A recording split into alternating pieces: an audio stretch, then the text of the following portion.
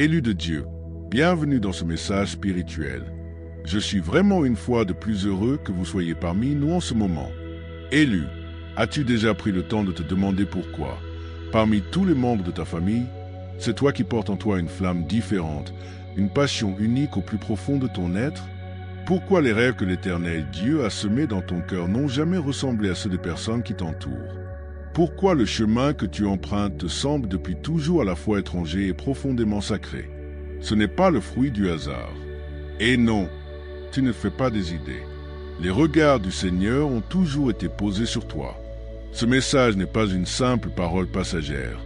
Il s'agit d'un rendez-vous divin, d'une confirmation spirituelle que ce que tu portes discrètement en toi depuis si longtemps est non seulement réel, mais ordonné par l'Éternel Dieu lui-même. Car il est écrit, « Avant de te former dans le ventre de ta mère, je te connaissais. Avant que tu naisses, je t'avais consacré. » Jérémie chapitre 1 verset 5.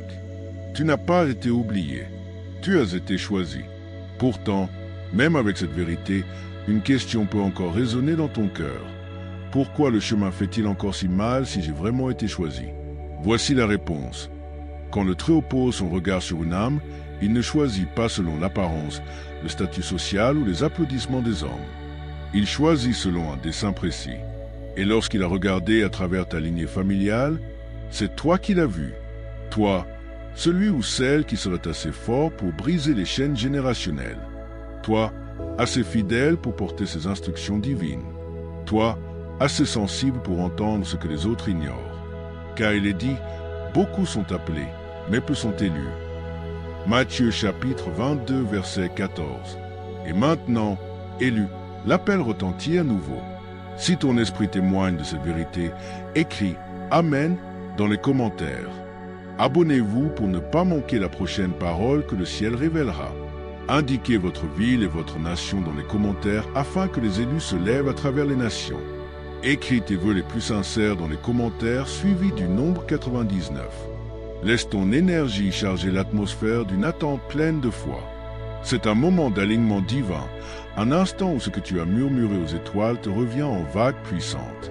Reste jusqu'à la fin. Nous conclurons par une prière qui activera ce que l'Éternel Dieu a déjà déposé en toi. Ce n'est pas le début de ton histoire. C'est le moment où le ciel te rappelle pourquoi elle a commencé. Tu as peut-être partagé la même chambre, les mêmes repas, les mêmes souvenirs avec ta famille, mais ton âme a toujours porté un poids différent. Alors que d'autres recherchaient l'attention, toi tu aspirais à la vérité profonde. Pendant qu'ils couraient après ce qui est visible, toi tu étais attiré par l'invisible. Dans le silence, tu pressentais les tempêtes avant qu'elles n'éclatent. Dans le calme, tu entendais des murmures que les autres ne percevaient pas. Ce n'était pas une coïncidence. C'était une préparation. Ces traits qui te faisaient te sentir apparaissaient en réalité les signes d'un dessein sacré. Tu n'as pas été créé pour te fondre dans la masse. Tu as été mis à part pour tenir ferme. Comme le jeune Samuel qui entendait la voix du Seigneur pendant que toute la maison dormait, écrit dans un Samuel chapitre 3. Tes premiers réveils spirituels en étaient la preuve. L'Éternel Dieu t'appelait déjà. Comme Samuel, tu étais réveillé dans le silence pour entendre ce que les autres ne pouvaient pas capter. Mais avec cette sensibilité vient souvent la solitude, une solitude profonde, lourde et sacrée. Élu, écoute bien ceci, l'isolement n'était pas une punition, c'était une protection. Les malentendus n'étaient pas un rejet. Ils étaient la salle de classe silencieuse où le ciel formait ton esprit. Le Seigneur combattra pour vous. Vous resterez tranquille. Écrit dans Exode chapitre 14 verset 14. Et pendant que les autres pouvaient te négliger, le ciel ne l'a jamais fait. Chaque moment où tu as douté de ta valeur forgeait en réalité ta force. Chaque retard affinait ton discernement. Le Très-Haut t'a préservé, non parce que tu étais oublié, mais parce qu'il te préparait. Ton chemin étroit a été conçu ainsi pour te maintenir aligné avec l'onction que tu portes. C'est ton moment de souvenir, un dévoilement saint de ce qui a toujours été en toi. Tu entres dans une saison où tes yeux verront avec une nouvelle lumière, où tes paroles porteront un poids particulier et où la guidance divine deviendra incontestable. Garde ceci dans ton cœur. Tu n'as pas été fait pour ressembler aux autres. Et cette différence n'est pas un fardeau. C'est ton manteau, comme Joseph avec sa tunique qui le distinguait. Ton unicité a toujours attiré des combats spirituels, mais c'est aussi ce qui attire la faveur divine. Tu n'as pas été négligé ni mis de côté. Tu as été désigné pour un but saint caché à la vue de tous. Et maintenant, le temps est venu. Le silence se brise. Le chemin s'éclaircit. L'appel devient irrésistible. Reste attentif, car le ciel a encore davantage à révéler. Tout ce que tu as porté t'a conduit à cet instant. Mais maintenant, l'Éternel Dieu t'invite à aller plus loin. Non seulement à savoir que tu es élu, mais à comprendre pourquoi. Les signes étaient là depuis le début.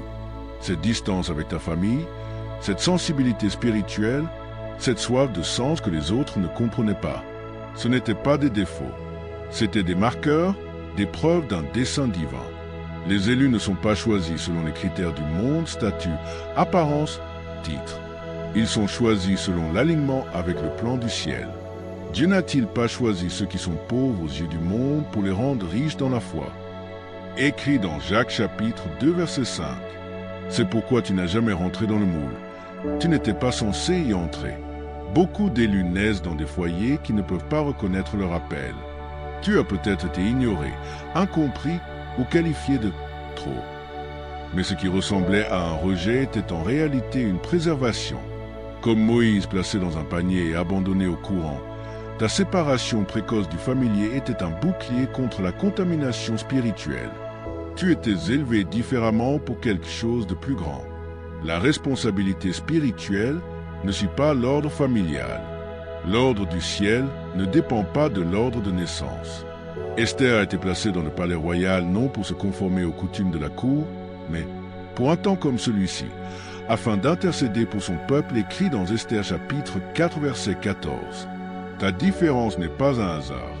C'est précisément la raison pour laquelle tu as été positionné là où tu es, portant une influence pour un dessein bien plus grand que toi-même.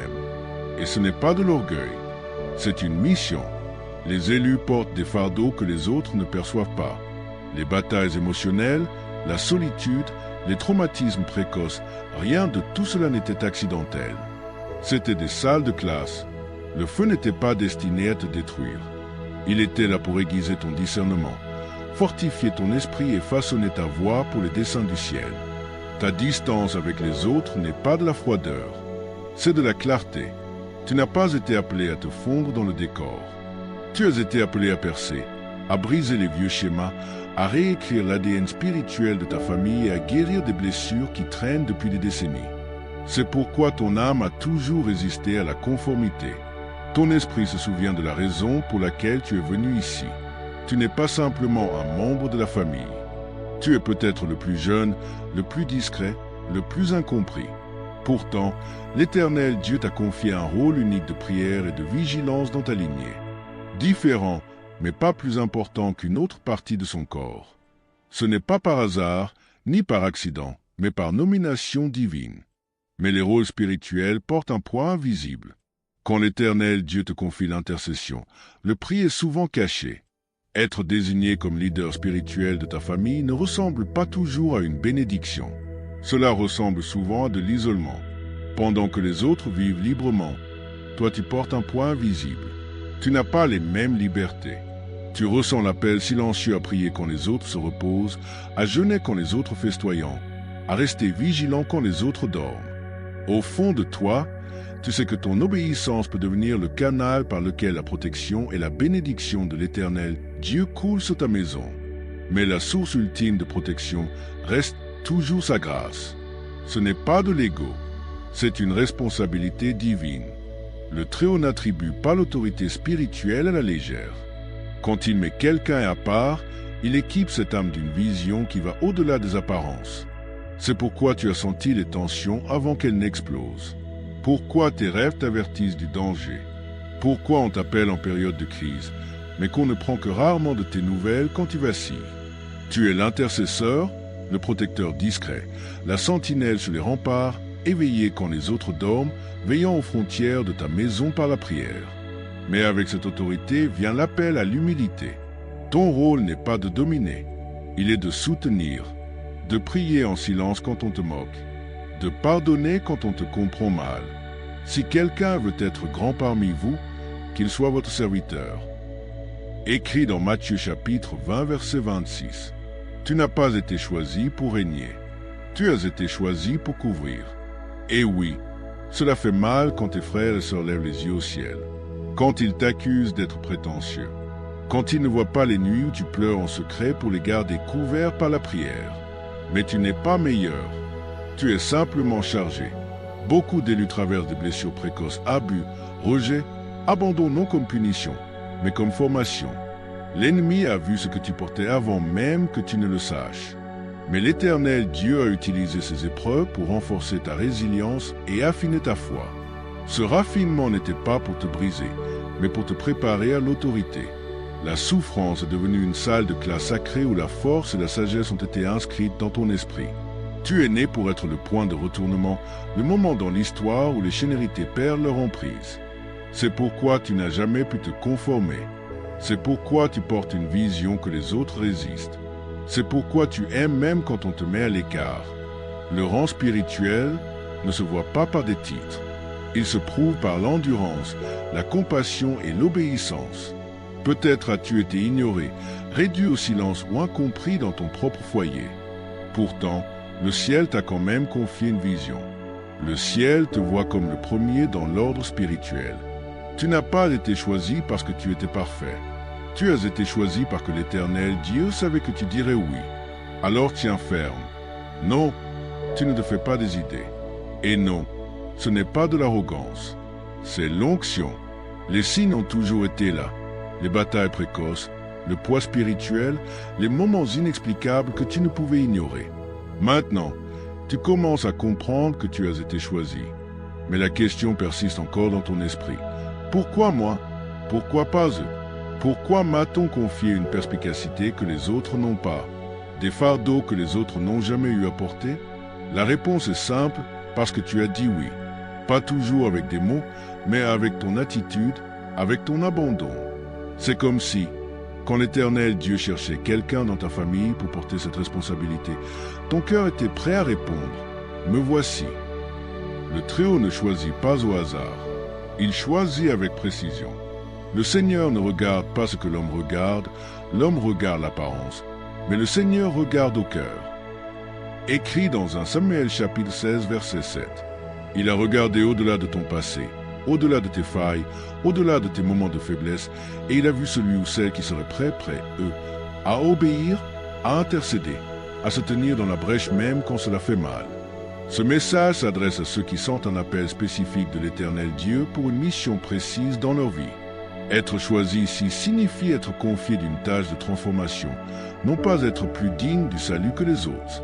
Tu es l'interruption dans une lignée de souffrance, celui ou celle chargée de briser ce que les autres portaient en silence. Là où ta famille connaissait l'addiction, tu as été appelé à marcher dans la liberté. Là où le silence couvrait les blessures, tu as été appelé à dire la vérité. Là où le trauma se transmettait, tu as été choisi pour semer la guérison. Ton obéissance peut sembler étrange aux yeux des autres, mais elle est l'alignement du ciel. Tu n'es pas né pour perpétuer le cycle. Tu es né pour le terminer. Et cet appel nécessitait quelqu'un prêt à traverser le feu sans durcir son cœur. Quelqu'un capable de porter la douleur tout en guidant avec amour. Quelqu'un en qui le ciel pouvait avoir confiance pour ne pas abandonner quand tout devient lourd. Tu es cette personne.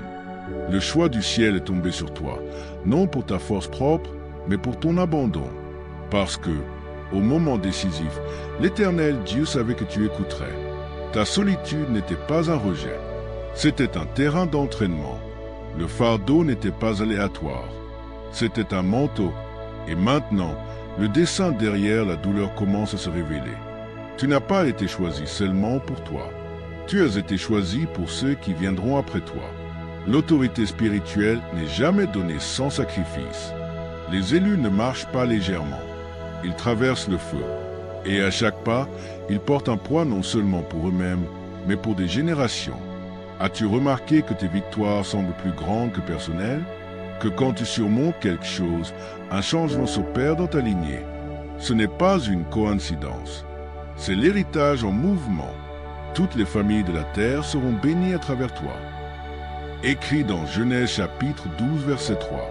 Ta foi construit des ponts pour ceux qui marcheront bien après ton départ. Mais le dessin ne rassemble pas les foules. Il attire le silence. L'isolement devient ta salle de classe. Pendant que les autres recherchent l'appartenance, tu commences à la perdre. Non parce que tu es orgueilleux, mais parce que ton chemin est étroit. Tes pensées ne s'alignent plus avec le familier. Ton esprit ne rentre plus dans l'espace qu'il appelait autrefois maison. C'est une partie de l'appel. Tu n'as pas été choisi pour être compris. Tu as été choisi pour interrompre les cycles, pour arrêter de faire semblant que tout va bien, pour pardonner le premier, pour t'éloigner de ce qui est toxique, pour prier avec clarté quand les autres se moquent de ta conviction. Et cela fait mal, surtout quand la distance vient de tes propres frères et sœurs. Vous avez partagé l'enfance, mais aujourd'hui vous marchez sur des routes différentes et aucune explication ne semble suffisante. Mais comprends ceci, l'Éternel Dieu n'appelle pas les plus qualifiés. Il qualifie les plus abandonnés. Tu peux te sentir incompris, même accusé de bousculer les traditions. Mais tu n'as pas été envoyé pour continuer ce qui est brisé. Tu as été envoyé pour restaurer ce qui est sain. Quand tu as dit oui à une responsabilité divine. Oui à porter les réponses que tes ancêtres ont priées. Quelque part dans ta lignée, quelqu'un a crié pour un changement. Et le ciel a répondu, pas avec le tonnerre, mais avec toi. Mais cette réponse a un prix. Tu peux perdre des liens, du confort, de la compagnie. Les nuits sont longues. Le poids spirituel est lourd. Parfois, les personnes même que tu protèges te repoussent. Pourtant, ton esprit reste ouvert. Tu continues d'intercéder. Tu continues d'aimer sans applaudissements. C'est ce que demande l'héritage. La croissance te fera pleurer. Tu regretteras la version de toi qui rentrait dans le moule. Mais prétendre dormir après s'être réveillé est impossible. Tu n'es pas fou ou folle. Tu n'es pas froid. Ce qui ressemble à de la rébellion pour certains est en réalité de l'obéissance au Très-Haut. Même dans le silence, tu es vu. Même dans la douleur, tu es positionné. Même dans la distance, tu es couvert. Ce n'est pas un exil. C'est la forge cachée où le destin prend forme. Tu as été construit pour cela. C'est pourquoi la pression ne t'a pas brisé. C'est pourquoi le silence ne t'a pas réduit au silence. Tu tiens encore debout, tu pries encore, tu marches encore avec le feu. Parce que ta force n'est pas naturelle. Elle est divine. Et quand le moment viendra, ils se souviendront de celui ou celle qui a tenu la ligne. Après toutes les tempêtes, après avoir survécu à l'isolement, au rejet, au silence, au malentendu, il y a une vérité sacrée que tu dois savoir. Il y a une récompense, pas celle que le monde distribue. C'est un héritage spirituel façonné par les mains divines pour ceux qui ont été mis à part. Tu n'as pas porté tout ce poids pour t'effondrer dessous. Tu n'as pas été brisé pour rester en morceaux. Chaque larme, chaque question sans réponse, chaque fois où tu as retenu ta défense, rien n'a été perdu. Le ciel a tout noté. Le Très-Haut n'est pas seulement celui qui assigne, il est aussi celui qui restaure. Après que vous aurez souffert un peu de temps, le Dieu de toute grâce vous rendra lui-même fort, inébranlable et solide. Écrit dans 1 Pierre chapitre 5 verset 10. Tu entres peut-être dans une saison où tu commenceras à voir davantage l'héritage que l'Éternel Dieu a promis dans sa parole. Non pour avoir été parfait, mais pour être resté fidèle. Le premier don est la paix. Pas la paix superficielle, mais une paix profonde qui t'ancre. Une paix qui te tient ferme quand le chaos fait rage autour de toi. Une paix qui ne dépend plus de l'approbation ou de la compréhension des autres. C'est la paix de l'alignement, où ton âme correspond enfin à l'appel sur ta vie. Ensuite vient la clarté. Ta vision spirituelle s'affine. Le voile se lève. Tu ne te trompes plus sur les énergies, les intentions ou les environnements. Le discernement devient ta boussole et te guide loin de la tromperie vers le chronométrage divin. Puis vient la faveur. Des portes s'ouvriront, non parce que tu les auras forcées, mais parce que le ciel les ouvrira. La provision apparaîtra de manière inattendue, pas toujours sous forme d'abondance matérielle, mais dans la suffisance et la fidélité de l'Éternel, Dieu a comblé tes vrais besoins. Cherchez d'abord le royaume de Dieu, et toutes ces choses vous seront données en plus. Écrit dans Matthieu chapitre 6 verset 33. Élu de Dieu, avec la faveur vient l'autorité. Ta voix portera du poids, non parce que tu cries, mais parce que le ciel parle à travers toi. Quand tu parles, les atmosphères changent. Quand tu pries, L'invisible répond. Cette autorité ne t'a pas été donnée facilement. Elle a été forgée dans le feu. Tu l'as gagnée par l'obéissance, non par prétention. Enfin, tu hérites de l'héritage. Tu plantes des graines qui fleuriront dans des générations que tu ne rencontreras jamais. Tes enfants et les enfants de tes enfants marcheront sur un terrain que tu auras conquis par la prière. Tu réécris le récit de ta lignée. La chaîne se brise ici. Et à partir de cet endroit, un nouveau chapitre de bénédiction commence. Et quand tu te lèveras, ce ne sera pas avec orgueil, mais avec miséricorde. Parce que la douleur t'a appris à aimer sans attendre de reconnaissance. À guider avec tes cicatrices, non avec l'ego. Voilà ta récompense. Non seulement ce que tu as gagné, mais qui tu es devenu. C'est une richesse spirituelle, paix, clarté, faveur, autorité, héritage et surtout un dessein accompli. Tu entres dans une saison où tout commence à prendre sens. Les larmes, le silence, les longues nuits, la distance familiale, les batailles qui te faisaient demander pourquoi. Tout va se connecter. Ce qui ressemblait à de l'abandon était en réalité une préservation. L'Éternel Dieu te cachait pendant qu'il te construisait. Maintenant, la récompense commence pas d'un seul coup, mais progressivement dans ta paix, dans ton influence, dans ta maison, dans ton héritage. Tu vas bientôt hériter de ce que les générations précédentes n'auraient jamais cru possible. Et tout a commencé par une seule décision. Tu as dit oui. Alors, que faire maintenant? Après le réveil, après la confirmation, il ne reste plus que l'obéissance. Ce n'est pas le moment de retourner à ce qui est familier. Celui qui met la main à la charrue et regarde en arrière n'est pas propre au royaume de Dieu. Écrit dans Luc chapitre 9, verset 62. Tu n'avances pas en arrière, tu avances avec un but. Ta première instruction, reste proche de Dieu. Pas de temps en temps, mais intimement, quotidiennement. Ce n'est plus optionnel, c'est ta ligne de vie. Tu n'as pas été conçu pour porter ce manteau seul. Quand tu restes proche, il fortifie ce qui est faible. Il aiguise ce qui s'émousse. Il restaure ce que la vie essaie de t'arracher. Ensuite, protège ton énergie. Tout le monde ne peut pas t'accompagner. Certains n'étaient jamais destinés à le faire. Tu n'es plus disponible pour être vidé. Tu as passé trop de temps à verser dans des endroits qui n'avaient pas l'intention de grandir. Garde ton esprit, non par peur, mais par sagesse. Arrête d'expliquer ton appel. Ton fruit parlera. Laisse ta vie révéler ce que les mots n'ont jamais pu. Tout le monde n'est pas censé comprendre l'huile que tu portes. Ne baisse pas ta lumière pour ceux qui choisissent de vivre dans l'ombre. Pardonne, mais ne porte plus. Libère la douleur sans rouvrir la porte. Le pardon n'est pas synonyme de proximité. Il est synonyme de liberté. Tu ne peux pas marcher dans la faveur divine en traînant des chaînes de rancune. Maintenant, avance avec audace. Tu as été caché, formé, positionné pour un temps comme celui-ci. N'attends pas les applaudissements. N'attends pas une nouvelle confirmation. Le ciel t'a déjà approuvé. Marche comme quelqu'un qui a été marqué par le Très-Haut. Marqué pour l'obéissance, non pour la perfection. Tout le monde ne comprendra pas ta marche. C'est normal. Tu n'as jamais été appelé à être compris. Tu as été appelé à guider, à changer, à guérir ce que les autres ont ignoré. Le moment n'est pas un jour. Le moment est maintenant. Tu as survécu à ce qui était censé t'écraser. Ces épreuves sont devenues le sol où ton destin a pris racine. Et ce qui est en toi est plus que du potentiel. C'est un dessein. Tu n'attends plus la permission. Tu marches dans la puissance.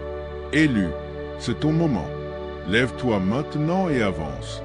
Et maintenant, élu de Dieu, alors que ce message s'installe dans ton esprit, qu'il ne reste pas une simple inspiration, qu'il devienne une instruction.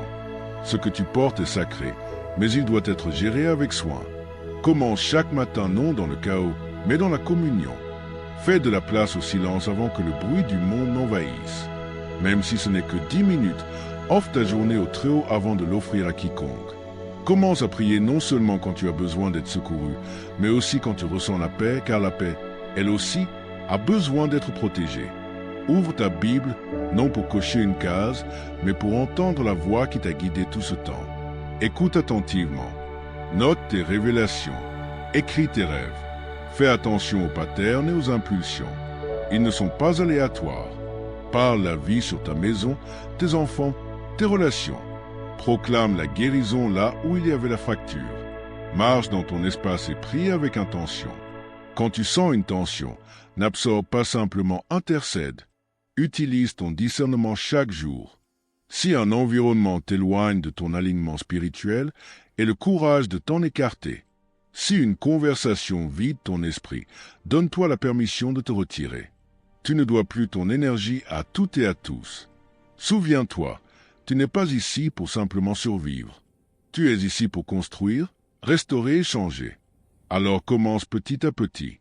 Parle différemment. Choisis le pardon encore et encore. Montre de la compassion là où l'orgueil montait autrefois. Bénis ceux qui ne peuvent pas te bénir en retour. Et par-dessus tout, vis avec audace dans ton obéissance. Que chaque moment ordinaire devienne un acte d'adoration. Plier le linge, conduire au travail, aider un inconnu, rien n'est trop petit. Tout compte. La sainteté ne se cache pas dans les grandes scènes. Elle se forme dans la fidélité quotidienne. C'est ainsi que les héritages changent, un pas abandonné à la fois. Le manteau a déjà été posé. Maintenant, vis comme tel, marche dans la plénitude de qui l'Éternel, Dieu a toujours ce que tu étais. Et que chaque souffle soit la preuve que l'obéissance valait le prix. Avant de conclure ce message, prends un instant pour t'arrêter et entrer dans un moment de prière. C'est ton temps pour t'aligner avec ce que le ciel a déclaré sur ta vie. Que ce soit plus que des mots. Que ce soit ta réponse personnelle à l'appel que tu portes. Prends une profonde inspiration et prions ensemble. Père céleste, Dieu très haut, toi qui vois dans le secret et récompense au temps marqué, nous venons devant toi maintenant dans un abandon total. Nous entrons dans ta présence non comme des étrangers, mais comme des fils et des filles mis à part, sanctifiés et appelés selon ton dessein divin. Seigneur, nous te remercions de nous avoir choisis non parce que nous étions les plus qualifiés, les plus forts ou les plus visibles, mais parce que tu as vu notre disponibilité. Tu as regardé au plus profond de notre être et tu as vu un cœur qui dirait « Oui, même dans la douleur, même dans le silence, même sans applaudissements. » Nous te remercions de ne pas avoir choisi selon les critères humains, mais selon la sagesse du ciel. Aujourd'hui, nous reconnaissons le feu que tu as placé en nous, cette profonde sensibilité spirituelle, cette attraction irrésistible vers le dessein. Nous comprenons maintenant que ce n'était jamais un fardeau, c'était un manteau, et pour chaque saison d'isolement, chaque moment incompris, chaque larme versée quand personne ne voyait, nous te disons merci, car dans le lieu caché, tu nous construisais, tu nous formais, tu nous préparais à porter l'huile pour une génération. Père, nous déclarons aujourd'hui que nous sommes prêts à marcher comme ceux que tu as appelés, sans plus nous rapetisser, sans plus douter, sans plus attendre la validation humaine alors que nous portons déjà l'approbation divine. Donne-nous de l'audace, Seigneur, non enracinée dans l'orgueil, mais dans l'humilité et la clarté. Fais que nous parlions quand tu dis de parler. Fais que nous nous taisions quand tu dis de nous tenir tranquilles. Que nos vies reflètent l'obéissance plus que la performance. Que nos foyers soient des autels. Que nos routines quotidiennes deviennent des offrandes. Aide-nous à t'entendre clairement même dans le bruit. Aide-nous à avancer avec conviction même sous la pression. Et quand nous ressentirons le prix d'être choisis, quand les relations changeront, quand l'isolement reviendra, quand la fatigue essaiera de s'installer, rappelle-nous que tu es notre pas et notre force. Nous demandons maintenant une protection divine sur chaque vase élu qui entend cette prière. Scelle leurs esprits contre la confusion. Garde leur cœur contre l'amertume. Brise toute malédiction générationnelle qui essaie de murmurer la défaite dans leur identité. Nous déclarons que les cycles de trauma s'arrêtent ici. Les cycles de silence s'arrêtent ici. Les cycles de prétention, de performance et de transmission de douleur s'arrêtent ici. Seigneur, nous prions aussi pour nos familles. Même celles qui nous ont mal compris, moqués, rejetés, bénis-les, guéris-les. Que notre obéissance soit une lumière qui les attire plus près de toi. Et s'ils ne comprennent jamais, aide-nous à les aimer quand même. Apprends-nous à servir à partir de nos cicatrices, à guider avec douceur, à rester tendre même quand le monde essaie de nous endurcir. Nous recevons ton héritage à mains ouvertes, non seulement les bénédictions, mais la responsabilité. Accorde-nous la paix qui nous ancre, la clarté qui nous dirige, la faveur qui ouvre les portes divines, l'autorité qui change les atmosphères et l'héritage qui parle même après notre départ. Que chaque sacrifice que nous avons fait serve un but plus grand. Que notre histoire soit un témoignage de ce que tu peux faire avec une âme abandonnée. Esprit Saint, réveille les dons en nous. Réveille chaque appel dormant. Souffle la vie dans chaque rêve oublié. Que ce moment marque le tournant, non seulement dans nos vies, mais dans nos lignées. Gardiens de la flamme, ceux à qui tu as confié de veiller sur le feu de la foi jusqu'à ce que la prochaine génération soit prête. Non pour que notre nom soit connu, mais pour que ton nom soit exalté. Et quand le doute reviendra, rappelle-nous que nous avons été choisis. Quand la peur frappera, rappelle-nous que nous avons déjà été approuvés. Quand la fatigue montera, rappelle-nous que tu es notre repos. Nous n'attendrons plus. Nous ne jouerons plus petit. Nous ne diluerons plus la parole que tu as prononcée sur nous. Nous nous levons maintenant, non comme orphelins, mais comme vases. Non comme victimes, mais comme vainqueurs. Non dans notre force, mais dans la tienne.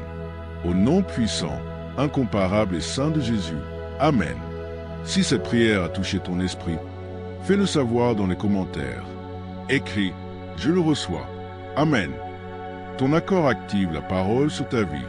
N'oublie pas de t'abonner et d'activer la cloche de notification pour ne jamais manquer ce que l'Éternel Dieu révèle ensuite. Merci d'avoir été là.